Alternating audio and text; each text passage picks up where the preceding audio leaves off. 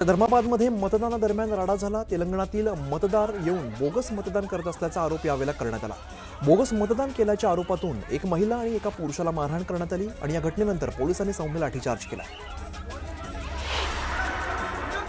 नांदेडच्या धर्माबादमध्ये भाजप कार्यकर्त्यांनी आमदाराला डांबून ठेवल्याचा आरोप करण्यात आलेला आहे। माफ करा, मतदाराला डांबून ठेवल्याचा आरोप करण्यात आलेला आहे। धर्माबादमधील इनानी मंगल कार्यालयामध्ये मतदाराला डांबून ठेवून पैसे देण्याचा आमिष दाखवल्याचा प्रकार समोर आला आहे।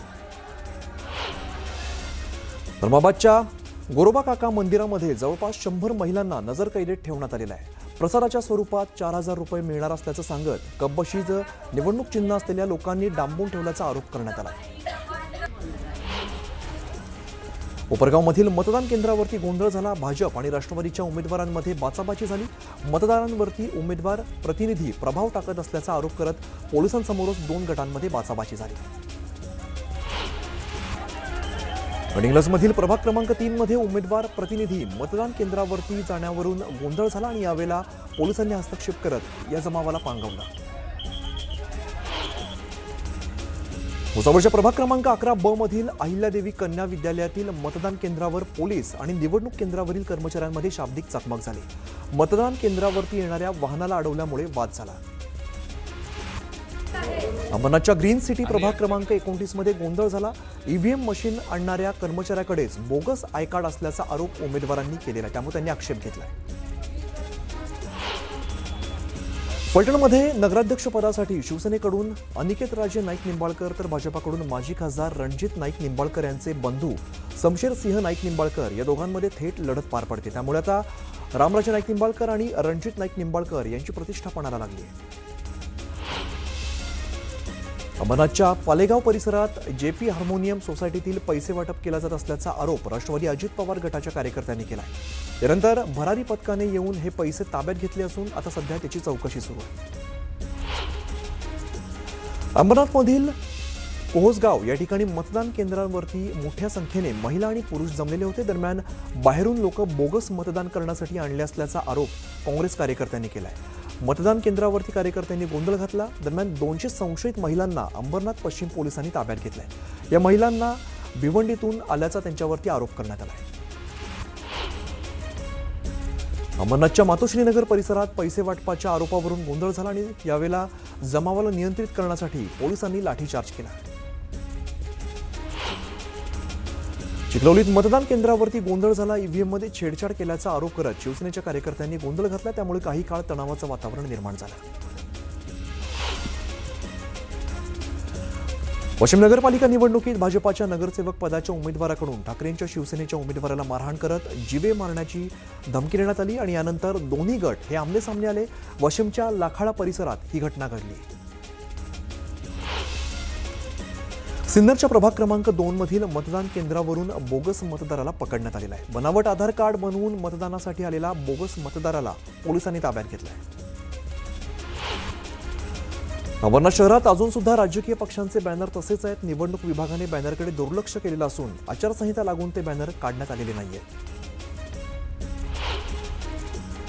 पैठणनंतर फुलंब्रीत सुद्धा जादूटोणाचा प्रकार समोर आलेला आहे। मतदानाच्या आधीच्या रात्रीच काही अज्ञातांनी जादूटोणा केल्याचा प्रकार समोर आलाय। भारतमाता शाळेच्या मतदान केंद्राबाहेर जादूटोणासाठी लागणारं साहित्य आढळल्यामुळे फुलंब्रीत खळबळ माजली। बारामती नगर परिषदेत उपमुख्यमंत्री अजित पवार यांच्या विरोधात राष्ट्रवादी शरदचंद्र पवार पक्ष, शिवसेना आणि भाजप यांनी स्वतंत्र पॅनल उभा केलेला आहे। बारामती शहराचा केलेला सर्वांगीण विकास पाहता बारामतीची जनता कोणाला पसंती देणार हे पाहणं आता महत्त्वाचं असेल। यवतमाळ नगर परिषद निवडणुकीमध्ये आजी माजी मंत्र्यांची प्रतिष्ठा पणाला लागली आहे। यवतमाळ नगर परिषद निवडणुकीच्या रिंगणामध्ये भाजपाकडून नगराध्यक्ष पदासाठी आदिवासी विकास मंत्री अशोक उईके यांची कन्या ॲडव्होकेट प्रियदर्शनी उईके, शिवसेनेकडून तेजस्विनी चांदेकर, काँग्रेसकडून माजी मंत्री ॲडव्होकेट शिवाजीराव मोघे यांची सून प्रियंका मोघे तर ठाकरे सेनेकडून वैष्णवी कोवे निवडणुकीच्या रिंगणात उतरले। अमरावती जिल्ह्यातील अंजनगाव सुरजी नगर परिषदेसाठी नगराध्यक्ष पदासाठी 7 तर 27 नगरसेवक पदासाठी 173 उमेदवार रिंगणामध्ये आहेत। काँग्रेसचे खासदार बळवंत वानखडे, शिवसेना उभाटाचे आमदार गजानन लवटे आणि शिवसेनेचे माजी आमदार अभिजित अडसूळ यांची प्रतिष्ठा पणाला लागली आहे।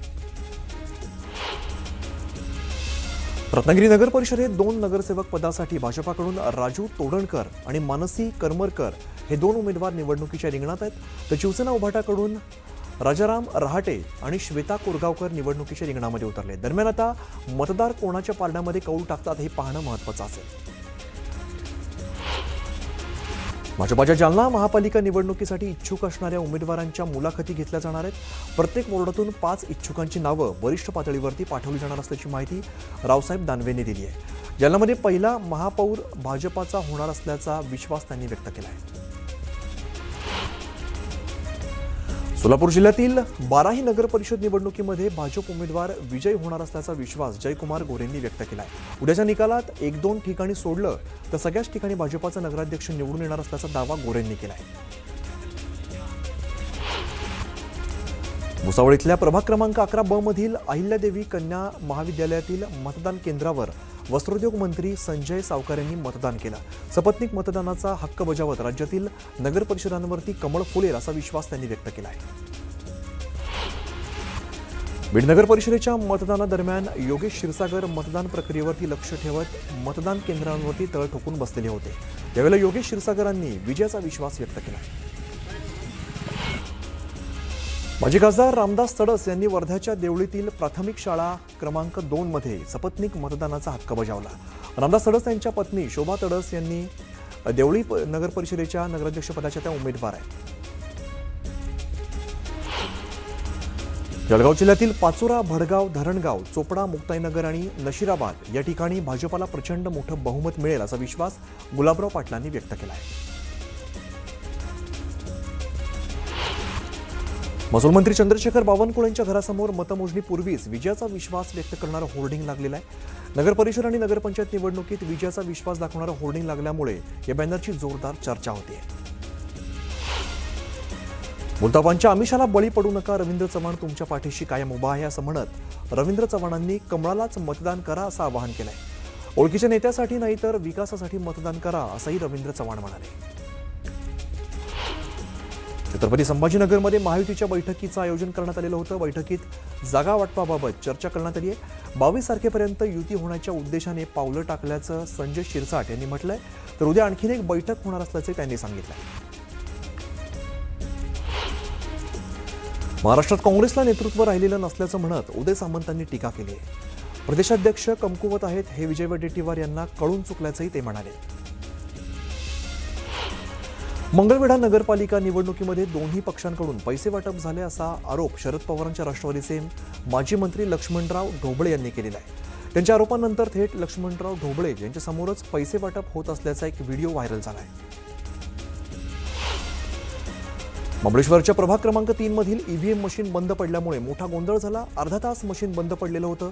ईव्हीएमचं बटन दाबलं जात नसल्याची तक्रार या मतदारांनी केलेली होती. मतदानाची वेळ वाढवून द्यावी अशी मागणी सुद्धा मतदारांनी केली. फलटण नगरपालिका निवडणूक प्रभाग क्रमांक 13 मधील ईव्हीएम मशीनमध्ये बिघाड झाल्यामुळे मतदान काही काळ ठप्प झालेलं होतं. ईव्हीएम बंद पडल्यामुळे काही काळ मतदान केंद्रावरती गोंधळ पाहायला मिळाला. वाशिम नगर परिषदेच्या प्रभाग 10 मध्ये जवळपास 45 मिनिटं मतदान ठप्प झालेलं होतं. प्रभाग क्रमांक 10 मधील मतदान केंद्रावरील ईव्हीएम बंद पडल्यामुळे मतदारांची चांगलीच तारांबळ उडाली. धुळे जिल्ह्यातील शिंदखेडा तालुक्यातील शेतकरी आक्रमक झाले. मुंबई आग्रा महामार्गावरती रास्ता रोको करत बिबट्याचा बंदोबस्त करण्याची मागणी करण्यात आली. जळगाव तहसील कार्यालयासमोर तलाठ्यांनी धरण आंदोलन केलं.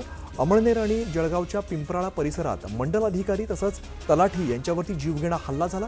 या घटनेला तब्बल 15 दिवस उलटून सुद्धा आरोपींना अटक झालेली नाहीये. त्यामुळे महसूल कर्मचाऱ्यांच्या संतापाची लाट उसळली आहे.